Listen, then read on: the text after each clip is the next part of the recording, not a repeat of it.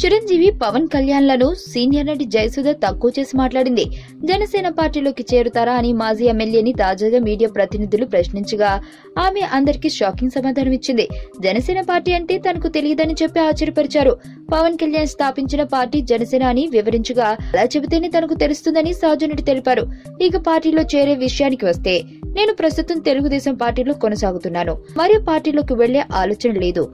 గత ఎన్నికల సమయంలో కూడా చిరంజీవి పార్టీ పెట్టినప్పుడు ఆ పార్టీలో చేరతారా అని ఇలాగే అడిగారు. తీరా చూస్తే చిరంజీవి కాంగ్రెస్ పార్టీలోకి వచ్చారు అంటూ అన్నయ్యని తమ్ముడిని విమర్శించారు. జయసుధ మాటలపై పవన్ కళ్యాణ్ అభిమానులు ఆగ్రహం వ్యక్తం చేస్తున్నారు. రాజకీయాల్లో పవన్ తన పవర్ చూపిస్తారని, అప్పుడు ఆమెకు సరైన విధంగా కౌంటర్ ఇస్తానని చెబుతున్నారు.